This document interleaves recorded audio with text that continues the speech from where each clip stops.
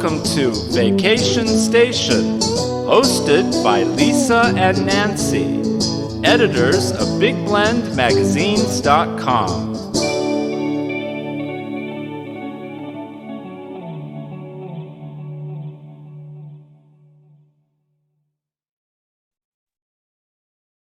Hey everybody, welcome to Big Blend Radio's second Tuesday Vacation Station Travel Show, our food wine travel show, I should say, with the International Food Wine Travel Writers Association. And today we're excited to welcome back Dawnielle Tehama. She is the executive director of the Willamette Valley Visitors Association. They have a whole valley. It's not just Willamette. It's like they've got it all, let me tell you.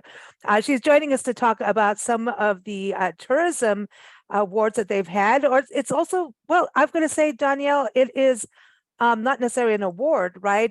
You've got some certifications that we're going to talk about, but I know you guys have award-winning wineries, so you do have awards. We do. We have so many awards in the Valley, but today is actually, we're celebrating quite a few things. So Autism Acceptance Month is the month of April, and we just completed our autism certification through IFWTWA, which is the International Board of Credentialing and Continuing Education Standards. So as an organization, we have undergone, all of our staff individually went through asynchronous coursework, so a self-learning course to understand the needs of our neurodiverse community so that we can be better welcoming and understand where we might see some gaps in tourism for people who are visiting. So we're really proud of that accomplishment. We're hoping to build some better itineraries and better partnerships and really truly become more welcoming to more people coming into the Valley. So that's interesting. So are you, as an associate, like if people come into the visitor center, you're able to communicate better and then also maybe talk to your tourism partners to help them with how they communicate? Yeah, so first and foremost, we're kind of taking an assessment of what businesses might be aligned with this certification, what businesses might offer quiet times, what businesses are neurodiverse friendly. Like we have the ARC of Lane County has an ARC park. So if you have a child or family member who is neurodiverse, there's an actual outdoor recreation space that's designed for people with sensitivities to sound and touch and different things that our neurodiverse partners and guests experience. So those are the things we're looking to pull out and be like, hey, while you're here, why don't you visit these things? If this doesn't work, come these times. And so we're really taking an audit of the Valley to see when people can come and experience these things and really bring everybody, really, a lot of us have people in our family who might just enjoy quiet. Maybe they had trauma, maybe they are just light sensitive or sound sensitive. And so it's just nice to have those options and know how to best accommodate our visitors at every level. So for us, there's still a lot of learning for us to do, and there's still a lot of work with our partners. But the second phase of that is going to be looking at our visitor facing welcome centers and try to understand where we can help kind of raise the bar to be able to accommodate in-person interactions for various levels of disability. So whether it's accessible for wheelchairs or someone with a cane, or our guests of the blind or the deaf community coming to visit, but the autism certification was the first step. I think it's huge because, and even, that's one thing as we travel on our Love Your Parks tour, like we're trying really hard to tell people, like there are walking areas with boardwalks that are wheelchair and stroller accessible. And when you're doing the tourism side, you're also lifting up your community, your immediate community. I think that's what's so great about this is you're helping your community too. Yes, we have a race, diversity, equity, inclusion committee within our organization that's helping to steer this work. And one of the first things we typically ask people who are joining the work that we're doing is, if you work in hospitality and someone comes into your establishment, whether it's a carousel, a hotel, a restaurant, and their wheelchair is broken, where do you send them to repair it? So as tourism professionals, as people in hospitality, if we're not actively engaging with the challenges that some of our guests are facing, we don't often think of it. So it's good education for us. It's posing really important questions to our community members and for our businesses and our industry partners to say, hey, we can do better. We can understand and meet people where they are so that we understand how to make their experience just as good as anyone's. So Yeah. No, I love it. I love it. And, I just think, and it's, Autism Awareness Month this month. So that's really good. But I never really thought much about people with, the sound sensitivities, light sensitivities. Everyone's got something somewhere. And like you're saying, a friend or family member is affected in some way. But I think, again, that really helps your immediate community. And, a little peace and quiet is a good idea sometimes, exactly. Yes. Yeah, I'm just saying nature's good. Yes. Yeah, absolutely. The quiet spaces are really beneficial to everyone. Yeah, I love it. I love it. And going back into the awards, and everyone, WillametteValley.org is the website to go to. And for the International Food Wine Travel Writers Association, I encourage you to go to their website. It's IFWTWA.org.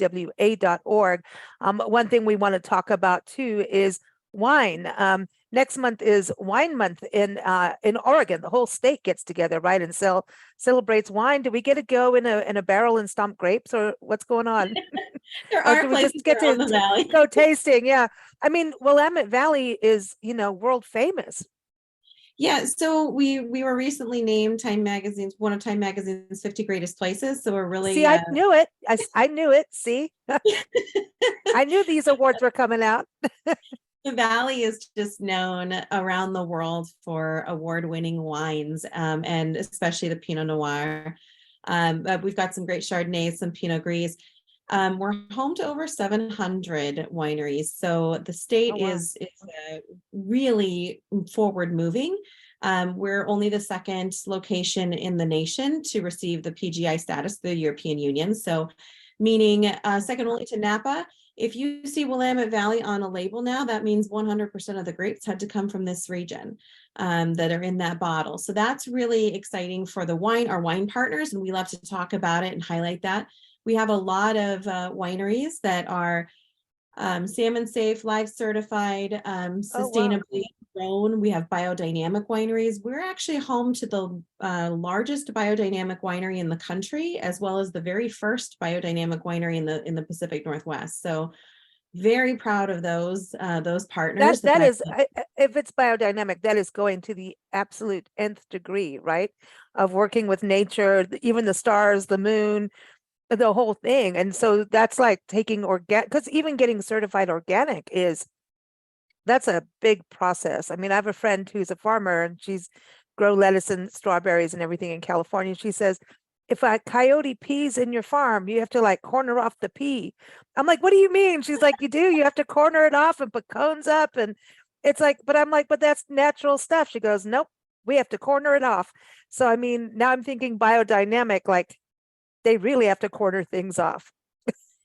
Yeah, and it's, the biodynamic farming practices and the wineries in the valley. I mean, these aren't just people who are growing things and harvesting and feeding and enjoying a craft. These are people who are passionate about employing methods to grow product that leaves a place better than they found it. And that really goes back to the heart and soul of the people of the Willamette Valley, all of our communities here, whether they're farm workers that are coming up for a season, or interns working their first harvest, which you can stomp grapes in the valley in several places this fall for harvest. Absolutely. Willamette Valley Vineyards does an event every year where you can dress up in costume, and they have teams and they stomp grapes. So year round, you can come and see from the budding on the vines to harvest. There's always something. There's a crop every season of the year here. Oh man, and it's such a beautiful region. We were just there last year. We didn't get to do as much as we wanted, but I'm like, we're there, the big W, we're in the Willamette Valley, and your state is, your state is incredible. I think, just it's statewide proud, but you guys kind of stretch out quite big. You're kind of one of the bigger regions, wouldn't you say, for the state? Yeah, Eastern Oregon, I think, is the biggest region overall. Okay. square miles, but we have all our parts of 7 counties, but we are the largest river valley in the Pacific Northwest. And we do have quite a massive population here, in a smaller condensed. So we're kind of like the center. If you look geographically on the map, you'll see where we are actually a river valley, geographically. So, we border the Cascades and the coastal range. So, we've got this gorgeous valley. It's green and fertile. And like I said, we really enjoy what we have to offer for people and our communities. It's awesome, because you've got the coastal breezes coming in, and like you're saying there, and then you've got all that volcanic stuff happening on the other side. So, I mean, this is really cool. So you've got the wine, and I remember last time you were on the show, you said, yes, we have breweries and you have berries. Am I remembering straight? I remember berries, and it's that time of year. What's it like? Because last time you were on, it was the beginning of winter, and now we're like in spring. So give us like an overview of what's it like now, and are the berries starting to come out? The berries are not here quite yet. We're looking at cherry blossoms. They're waiting for us. They're waiting for us. Yes, they are. You haven't come and visited yet. We did just wrap truffle season. So we are known. Yeah, a lot of people don't know how many truffles we have. So we're home to 4 native truffles. We've got the Oregon white, the black, the brown. I'm missing one, and I apologize, but I'll send it to you so you can post the info. But we do have several truffle festivals up and down the valley. Truffle season is really November through March. So we just rounded out our truffle season, and there's festivals. A lot of our restaurants will highlight the Oregon truffle in their dishes. We have a couple different guides that will actually take you out with their dogs, so you can actually. And their pig? I don't know if there's any pigs anymore well, it's Nicolas Cage. I'm just sorry, that movie with pig. Sorry, I had to go there. Up here. Yeah, that was filmed up here. But yeah, you can actually come and search for the elusive fungi yourself, which is always fun, and people can actually say they went on a truffle hunt. So there's always something exciting, but not quite time for berries. We'll wait for you. We'll hold off on berries. Yeah, but you got cherry blossoms, you said, and that's awesome. Yes, the state capitol right now is just starting to bud, and it's a gorgeous sight to see in the sun when it's just, the trees the streets are lined with cherry blossoms. Great place to see them is in Portland as well. But we are the cherry city here in Salem, so you'll see them quite pretty much throughout the city. And iris, as I recall, iris as well.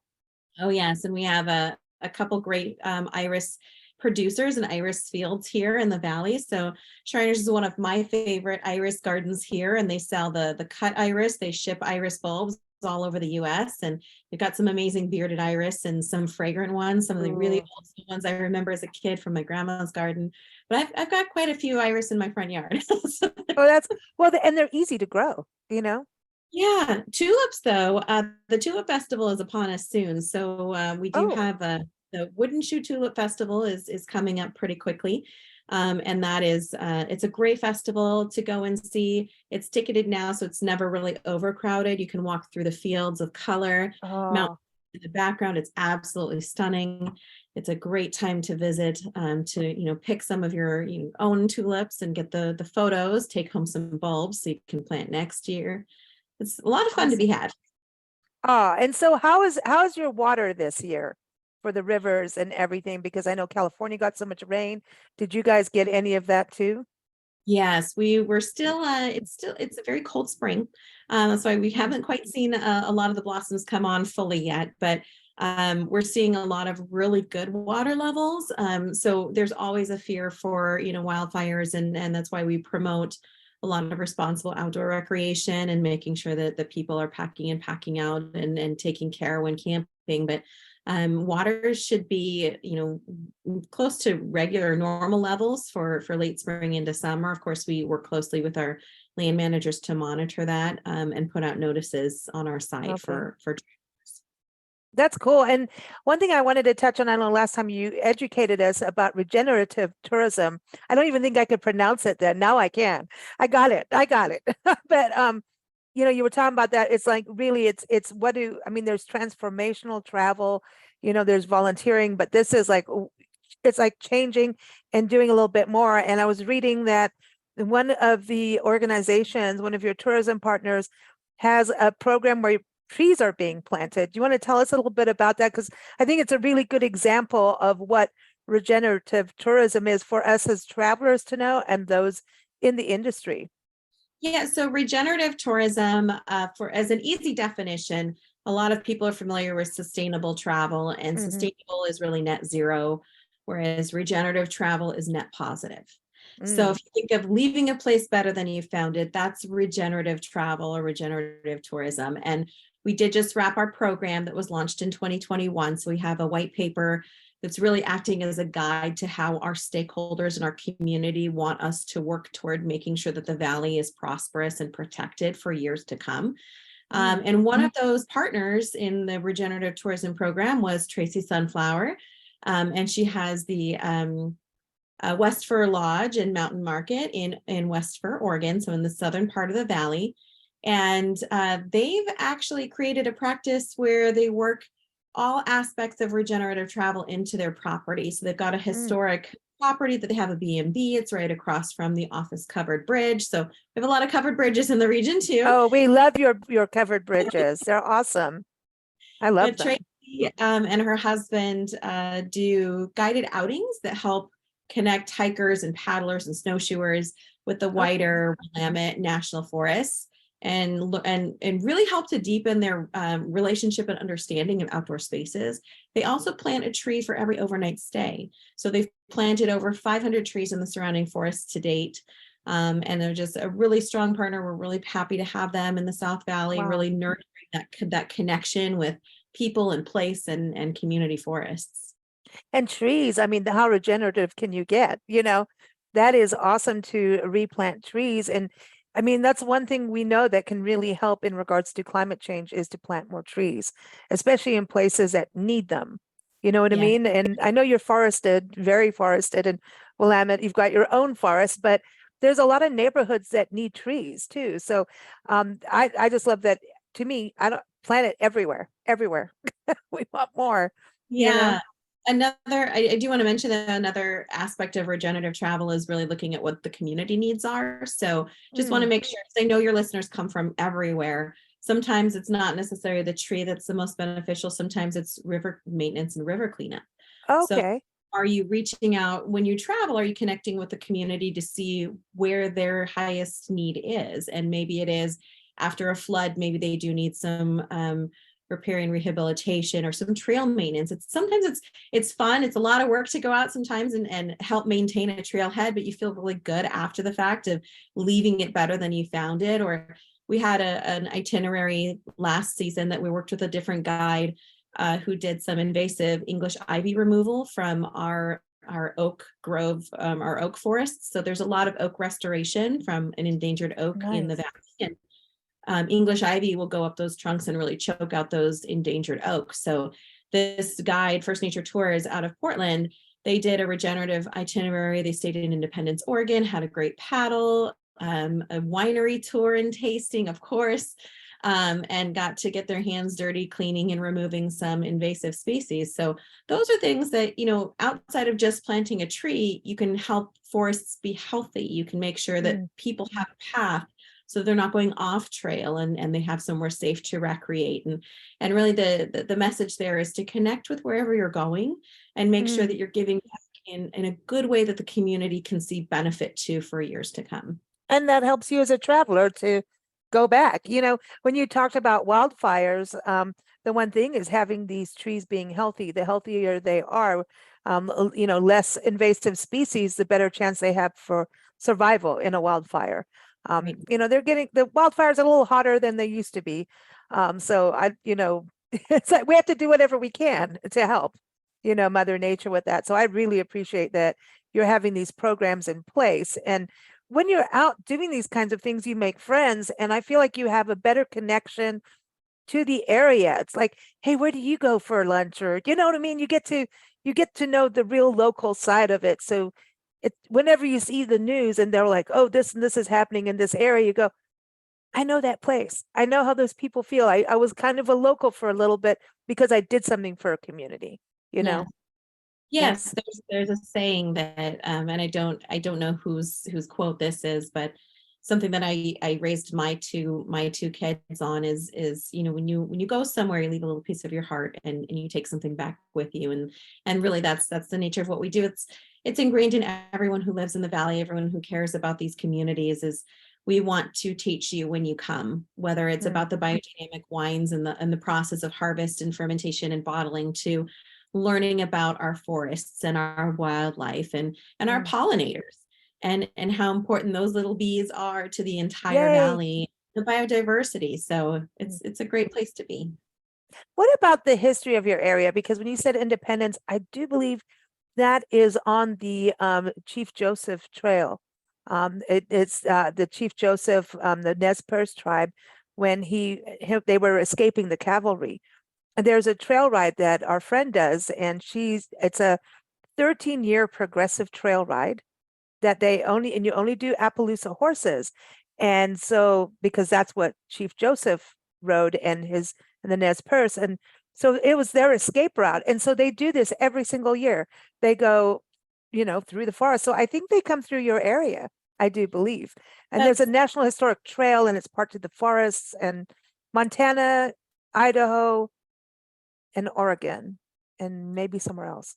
Yeah, so that's actually closer to Eastern Oregon. That's out like Wallowa Lake area. But however, we do have so Independence in the Salem area. A lot of the valley is the traditional ancestral homelands of the Kalapuya, currently the Grand Ronde Nation and the Siletz tribes. So we do have a lot of tribal heritage and culture here. Willamette Valley. So our organization WAVA did a sticker series recently and a whole campaign around the culture of the area, from again covered bridges to our historic carousels to the state capitol. Oh, that's right. Albany has that one. Yeah. And then we had one that mentioned Willamette, which is the original pronunciation and spelling of Willamette in the Kalapuyan words. And so the little bit of the history there. And we worked very closely with the tribe to make sure that if we're adding interpretive signage, if we're talking about a place, that we incorporate, even in our current visitor guide, we incorporate the story of the place based on original stories from the indigenous people who were here. We're working on campaigns moving forward about, the first Black voter who was in the Willamette Valley, who actually swam across the Willamette River to vote. We're working on campaigns associated with our migrant farming communities and, statewide, this is a fun fact I learned from the Oregon Heritage Commission, is the Bing cherry originated in Oregon. And it was a Chinese immigrant worker who grafted the first Bing cherry. So those are historical elements, tidbits about culture and heritage that our organization and really Oregonians in general, we love to learn about and we love to share. But the valley is rich in a lot of culture and tradition, especially from our tribal communities. That's awesome. And I love that you're working together, because that's what last time you were on the show, I felt the same thing. It feels like the tourism, world, what you are in is very connected to the community. And a lot of times it doesn't work. You can go to a town as a traveler and they don't want people there, or, you know what I mean? And it's like that. And you feel it. You feel like, oh, I'm not wanted here. And I'm behaving. I'm doing everything I'm supposed to do, but there's this disconnect. And the second time you're on here, I'm feeling the same thing, that you're very connected, but it's not just the people community, but it's also like the people and the tourism, and then also the agriculture is connected, the wildlife is connected. And so that you have a respect for all and doing it in a sustainable way. That just feels like a very healthy but fun place, I think so. I'm a little biased, but I think so. But we just do our best to allow our communities to tell their own story. And it's taken, years to develop that trust and that relationship. But we nurture it. We do everything we can to promote and support people and communities and businesses where they are, and try to fill the gaps whenever we can. But really, it goes back to that holistic message of, this is your story, whether it's your business and how you started it to where you are now, to your ancestors and where you come from, to, how you're cleaning and maintaining an area that you own or guiding people through. We want you to tell your story, and we want to be there to support that story. And that's really created the community that is so thriving and giving today. And what about for families too? Because you're mentioning your children. What's it like? It sounds like a good, healthy destination to bring your family, but is there family-friendly lodgings? Are there bed and breakfasts and, places that you can take your kids where they can make noise Oh, yes. and touch things and, have, family meals, that kind of thing? Oh, absolutely. We have quite a few family-friendly wineries. We actually have some of those promoted on our website, again, willamettevalley.org, for family friendly, but everything from museums. We have a children's museum here in Salem. We've got a water park in North Willamette Valley, part of the Evergreen Air and Space Museum. They've got a whole water park where you actually, the slides and everything are part of like airplanes, and you can walk in and you can see the original. The spruce goose lives in the Willamette Valley. So if you're an airplane buff, you want to go see the spruce goose, it's here, and your kids can go 2 doors down and enjoy the water park and the slides. And so there's definitely quite a bit. There's historic carousels. There's places you can come and craft your own cups and your own plates if you want to get really crafty. Again, there's no shortage of things to do with family, from outdoor family friendly trails to see the waterfalls, to farm to table experiences where you can actually go and see alpacas and sheep and stay on a farm and feed the chickens in the morning. But so a lot of really engaging ways to become a community member when you visit. That's cool. And really, the adults want all that stuff too. We want to have fun doing. Yeah. I do. I want to feed the chickens. I do that a lot. I love chickens. We want to do that.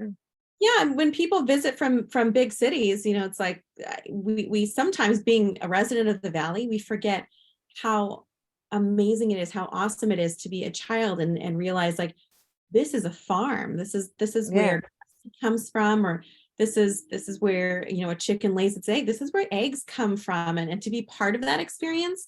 So it really is immersive. We try to really craft and help support immersive stories and immersive experiences. And I mean, even at Silver Falls State Park now, you can actually harness up and climb one of the old growth trees and get a view of the valley from 200 feet up. Wow. So there's a lot of, really unique. So yeah, a lot of open spaces. You can, paddle the river, and kids can be as loud as they want. And so can adults. Yeah. Yeah, exactly. Yeah. Well, it sounds like, spring and summer, an awesome destination for spring, summer for people. And fall too, especially to see, harvest. Like I said, if you want to come stomp some grapes or see, the process of a lot of people in and out in the fall. And winter is the cozy time though. So don't ever forego winter thinking that you'll miss out, because that's when you'll get to talk to our winemakers. You'll get to really see a lot of why the valley is so green. Experience a lot indoors too. We've got some great restaurants. We've got a lot of amazing properties, and like you mentioned, the B&B is a lot of experiences to do inside, as well as take a winter hike, go out and go snowshoeing or go out and paddle. It's magical. Yeah, I mean, I remember it snowing when we went through Willamette Forest, and it was just because you got the Pacific Crest Trail there, and I'm like, oh, this is cool, man, because it was just so it's magical. It's like sugary snow. It's really, really pretty. It was cold. And then just down, went down a few miles, and then it was just sprinkling, and we're in a forest without snow. And I'm like, how did that happen so fast? There was really, and then all of a sudden there was blue skies once we got to, I'm like, huh? Who did that? It's awesome. Another wait 10 minutes. It's like right. But you had, there were, I think it were all rhododendrons in bloom and azaleas in bloom everywhere. And I'm like, man, this is a cool place to live, because just the plants are amazing to me with what you have. What about the arts? Like, do you have music festivals, things like that, theater? Yes, we actually have a brand new amphitheater here in Salem also, and they're doing movies and events and live music in the new amphitheater. We have 3 other theaters that are like regular theaters, indoor theaters in Salem, and arts and culture. Like we have Chichalu, which is the tribal museum out in Grand Ronde. Eugene is home to several museums, some that are just off of the U of O campus. So you see a lot of the historical arts and culture and a lot of the history of the area. But some of my favorites, there's even like there's bars that are speakeasies. So if you want to, go in and that's have a little cool. bit of fun, they have formal Fridays. You can go on a Friday and dress in your best and really have a night out on the town, even though it's really local. So we love our music festivals. In outside of Lane County is one of the largest music festivals in the area. But there's summertime into fall, there's a lot of outdoor music, but year round you can, now that COVID restrictions are lifted, you can always find music. There's so many different bars and different just gathering places that really support our musicians, and again, age appropriate. So it doesn't have to be just a bar specifically. I know I let off with bars because we were talking about it, but age appropriate. That's okay. There's a place here called The Yard. It's an indoor food. Well, it's not specifically, they have an indoor space where you can sit and eat, but it's a food truck area, and it's just surrounded by food trucks, and it's got an indoor heated barn style building, and they have live music at night. So it's like, oh, that's cool. Live music is never far from us, and again, supporting the arts. A lot of our local galleries support, like Albany has an 8x8 artists exhibit. They have just local community members bring an art piece that has to be 8 inches by 8 inches, and I went and saw, and some of them are acrylic or watercolors, some are mixed media, some they actually sculpted something. So it's really nice to see so many people with such rich imaginations really be supported by their communities. That's awesome. I want to come. I want to go. Well, I know we're gonna be actually driving through your area in December, so we'll be doing the winter. You should come truffle hunting. Okay, that sounds like I want to do that. I really do. Yeah, it's ever since I started watching Pig. I want a pig though, but I'll take dogs. I'll go. I want a pig, but I don't want anyone to steal my pig. But no, in December too. Remember, we have our annual ornament hunt in the Willamette National Forest every year. So people can come. Yeah, so people can come and find their own ornaments in the Willamette Forest and enter to win an all expense paid getaway if they find one. So we hang those up in November, and the ornament hunt continues, and we usually draw a winner the first week in January. But it gets people outside, right? You can recreate year round here. It might be a little drizzly some days, and some days it might be snowing, but like you said, it's so beautiful on the trails when it snows. And we work with our ranger districts very closely, and all of those are we have GPS coordinates for all the ornaments, so none of them get left out there, and the Leave No Trace initiative. So all on well-groomed trails, and really just encourage people to go out, have fun, collect an ornament for the year, and that's have cool.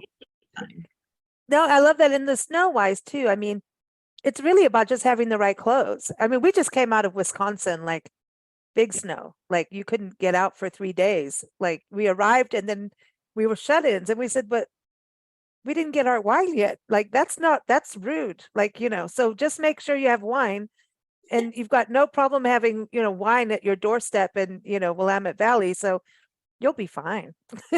And remember, like if you're planning on going out, we have a lot of companies that do the canned wine now, because it's more eco-friendly. If you're out on a trail, you don't want a bottle with you. So take the canned, just be cautious though, because last summer I didn't realize that 1 can of Pinot Noir is equivalent to 2 glasses, and it was a little hard getting out of my kayak in the heat of the day. Oh, well, now you're starting to sound like us. That's funny, because we did that at a botanical garden in North Carolina, and we didn't realize either. We got up and we're like, wow, that was quite a, because suddenly I was still drinking it and still drinking it and still drinking it and going, that's not, I didn't quite realize that until you said it. But you know what? It's not bad. I was kind of like, how are you going to do that? But the wine we had, I can't remember what it was, but I remember going, Oh, because I was kind of waiting for like a weird Taste, yeah. yeah, and it's not. It was, so You'd hey, be surprised how many wineries actually age in stainless steel or terracotta or concrete now instead of just the oak. So oh, there's a lot you can learn about the aging process and what's new and inventive and more eco-friendly when you come and visit. cool, cool. Well, everyone, you've got to go to WillametteValley.org, and the International Food Wine Travel Writers Association, as we say, IFTWA, is IFWTWA.org. Every second Tuesday, we're here talking with destinations around the country, around the world, actually, across the country, around the world. And we also do it every third Monday. And then every second Friday, we chat with travel writers about their adventures. So we have a good time, I'm just saying. But even better is when you actually get out there and go to the destination and meet everyone. It's even more fun. So thank you so much for joining us. It's been a real pleasure having you back on the show. Thank you so much. We hope to see you soon. Oh yeah, you will. We're gonna bring our woolen jackets and be ready for snow and ornament hunting. Can I bring an ornament and give it to you? I've got we need a pickle. There's these little, it's a German tradition of a pickle, so that if you get the pickle, then you get an extra present. So I want to go pickle hunting, truffle hunting, pickle hunting. That's my thing. We'll talk about that for sure. Thanks so much, everyone. Keep up with us at bigblendradio.com. You take care. Thanks, you too.